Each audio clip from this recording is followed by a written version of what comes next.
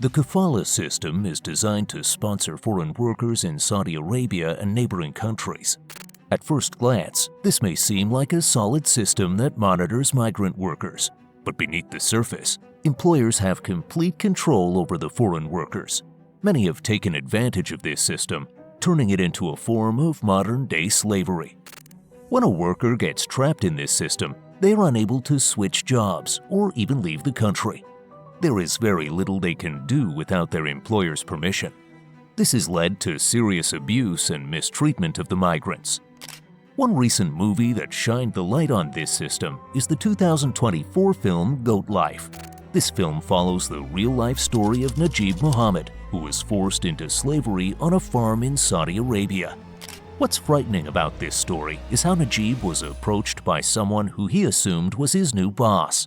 He followed the man unknowingly and ended up entering a world of slavery on an isolated desert farm. This film shows just how unfair the reality is for these workers.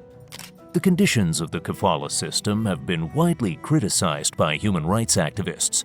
Having the employee's legal status 100% reliant on the employer puts them in a very vulnerable situation. Throughout today's video, we're going to take a deeper look at this system and the reality of the workers who rely on it. The Kafala system was developed in the 1950s during a period of economic growth. There were various job vacancies in Saudi Arabia and neighboring countries. The Kafala system provided a way for employers to fill these vacancies with cheap labor. It acted as a sponsorship system, which provided a legal framework for the working relationship between the foreign worker and the employer. With this system, the employer has complete control. They are responsible for the well-being of the worker. The worker's visa and legal status in the country are dependent on the employer. They legally have authority over where the worker resides and what their employment status is. One of the key things that human rights activists have pointed out is how this system makes it impossible for the workers to change jobs. If they are not treated fairly where they are or receive an offer to work elsewhere, they won't be allowed to change jobs. This factor alone shows a huge power imbalance, giving the employer the leeway to take advantage of the worker. However, over more recent years, new rules have been implemented to add more protection for workers. There are now penalties that are given out to employers who withhold the employee's wages. Employers must also pay the worker a standard minimum wage or higher, no longer allowing them to underpay the migrants. It was also reported that Qatar no longer requires the migrant to seek their employer's permission to change jobs. An online platform has been developed that allows workers to easily submit job change notices. A campaign was launched to help inform foreign workers of these policies. As Qatar implements changes to the Kafala system, migrants in Saudi Arabia are still facing a harsh reality as they navigate new jobs that have turned into modern-day slavery. What's ultimately the most shocking about the Kafala system is how severe the exploitation and abuse of power have gone. Migrant workers are completely taken advantage of, and many face physical and emotional abuse from their employers with no support to turn to. They become trapped in a vicious cycle with no way of seeking help or getting out. The mistreatment of these people is taken to a frightening level. One of the biggest issues these workers faced was not receiving their wages. Employers took advantage of how the Kafala system in Saudi Arabia allowed them to pay less money for workers than it would if they hired domestically. But to make things worse for these underpaid workers, many of the employers were withholding their wages. While Qatar no longer allows employers to get by with not paying wages on time, this is still a huge problem in Saudi Arabia. It's not just money where employers are taking advantage of migrants. Many foreign workers are denied basic rights by their employers. They are forced to stay in unfit living conditions. They don't receive proper nutrition or medical care. On top of this, they have no one to turn to about the harsh conditions they are facing. Since employers are treating these workers like they are machines and not people, they are forced to work excessive hours. It's rare for them to get enough time off between shifts to get proper rest. These poor living conditions have led to serious health problems. Many illnesses and injuries are left untreated, making the problems grow even worse. What's scary is that many of these workers are also denied labor protection laws. The Guardian spoke with 50 women who got trapped in this system. Most of these women worked in private homes where they didn't have access to the outside world. They were forced to work 7 days a week, all hours of the day. Their passports were immediately confiscated from their employers, so they couldn't leave. Along with the heavy workloads, these women faced violence and sexual assault by their employers. This dehumanized level of exploitation has been compared to human trafficking. Unfortunately, there are many gender-specific issues with the Kafala system that leave females more vulnerable. From abuse to harassment, there is a lot of terror that these women face. Another thing that's frightening about how unprotected these women are is that many of them have been tricked into modern-day slavery. Each migrant worker pays a substantial fee to immigrate through the Kafala system, but when they arrive in the country, they are not met with the job position they were expecting. One woman migrated to Saudi Arabia expecting to work in a beauty parlor, only to be forced to work as a house slave for a family who allowed their son to assault her regularly. Another woman was promised a secure position with higher wages and a better lifestyle, only to be trapped in an abusive house where she was forced to work 7 days a week without any breaks. However, one story that leaves us with chills comes from Hasina Begum. The 46-year-old woman was thrown from the 3rd floor by her employer. This incident left her with 2 broken legs. Unfortunately, these stories aren't rare. They are average cases of horror that these workers face on a daily basis. Quick reminder, we'd like to ask you a small favor. If you enjoy our content, kindly take a moment to like this video and subscribe to our channel. 99% of you watch the videos without subscribing. Imagine what we could accomplish if everyone subscribed. We trust that you can do it.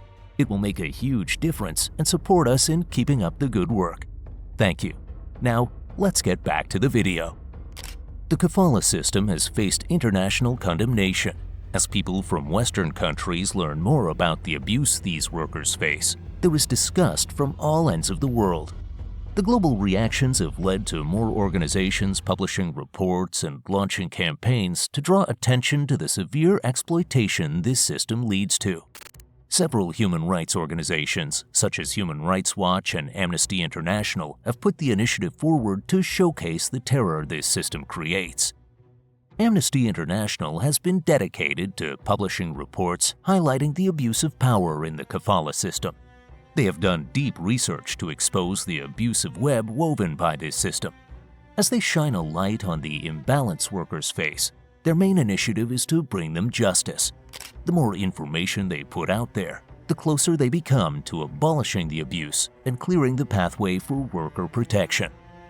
As organizations launch campaigns to expose the Kafala system, they also rely on help from the migrants' home countries. The governments of these countries have begun to voice their concerns about how the Kafala system is taking advantage of their people.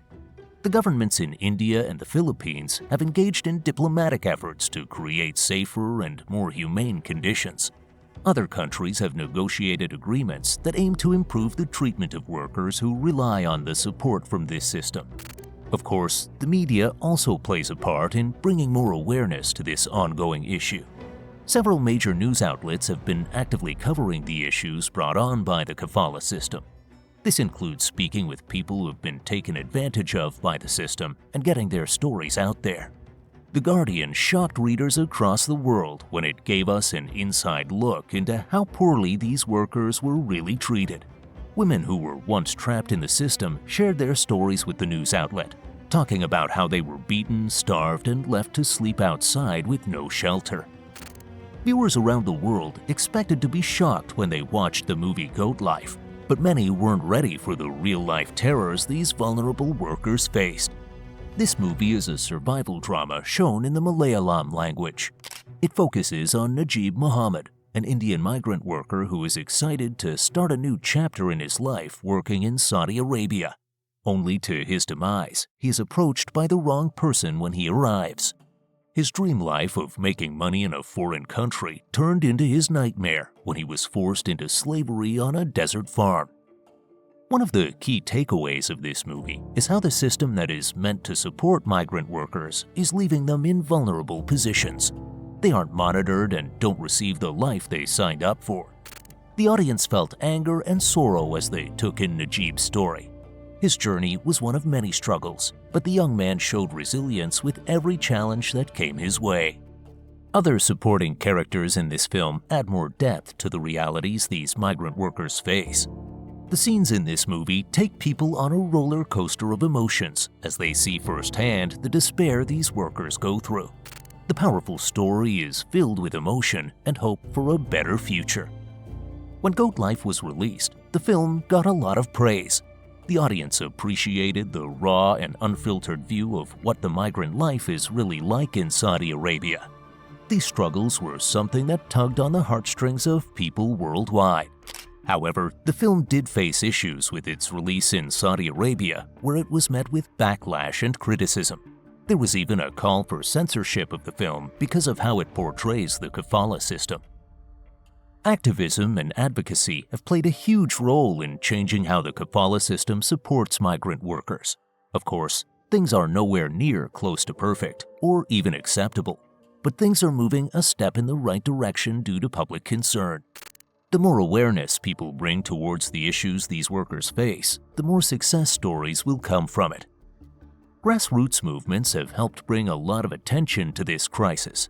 The International Trade Union Confederation and MigrantRights.org have been tirelessly raising awareness of these challenges. They have been doing everything from spreading the word to providing legal assistance. These groups have even been successful in lobbying for policy changes to create a safer experience for workers. Activism doesn't always have to be tied to an organization. Many individuals who are passionate about the cause have used their voices and platforms to push for reforms. Every voice matters when it comes to injustice. While there are still far too many people trapped in this abusive system, there have been many success stories of migrants who have escaped and gone on to a better life. One of the most courageous stories is of Urwiana Celestianingsi. Urwiana was an Indonesian maid who immigrated to Hong Kong. Throughout her journey, she faced 8 months of mental and physical abuse at the hands of her employer. Not only was she physically beaten, but she was also denied food and rest. An untreated injury she sustained became so infected that it affected her ability to walk and move around. Being useless to do a maid's work, her employer sent her back home to Indonesia. Of course, she was threatened within an inch of her life to keep her mouth shut before she left. However, Urwiana found the inner confidence to speak to the police about what happened. This led to the conviction of her former abuser and employer, who was charged with 20 counts of abuse. Urwiana continued to share her story and empower other migrant workers through activism. She was even listed under icons for the 2014 Times 100 Most Powerful People. A lot of light has been shed on the power imbalance the Kafala system creates. While there is a lot of voice for change, it's not coming as quickly or as smoothly as it should. There have been several challenges that have prevented the necessary changes for better treatment. The main concern is that the Kafala system allows big businesses to get labor at a cheap rate. This is something many companies take advantage of. The cheap labor allows powerful businesses to keep more profits. When governments discuss the idea of making changes, they are met with resistance from the corporations that rely on the support of the system. There is also a big concern that getting rid of the Kafala system could create a shock in the economy, leading to instability. New rules and reforms have been implemented into the Kafala system. However, these changes have been slow to progress. Even though new requirements are set, employers haven't been complying. Many of these workers are still being exploited and cannot do anything about it. Even though there has been progress made, the changes have been so slow that the main issues are still present. The Kafala system was developed to create a pathway for employers in Saudi Arabia and neighboring countries to bring in migrant workers. These international workers would pay a fee to secure what they thought would be a job position leading to a better life. Only they arrive in Saudi Arabia to be lured into a modern-day slavery situation. These workers face long hours, get no days off, and face abuse on the job. They are starved, beaten, and denied medical attention. Since employers have complete control over the legal status of these workers, They are forced to endure inhumane conditions without anyone to turn to for help. However, there is hope for a better future as organizations like Amnesty International, Human Rights Watch, and International Labor Organization push for legal reforms and draw attention to the abuse faced by workers. The Kafala system has faced changes in Qatar to improve conditions for workers, leading to hope for other countries to take action. Viewers who want to learn more about what the migrant workers' experience is like can check out the 2024 film Goat Life. This true story gives a spine-chilling account of what these people face when they trust the Kafala system to support their journey toward a better life. Thank you for staying with us to the end of this video. We encourage viewers to keep up with the initiatives supported by organizations bringing awareness to the abusive Kafala system. If you're interested in seeing more content, make sure to like, share, and subscribe to see more.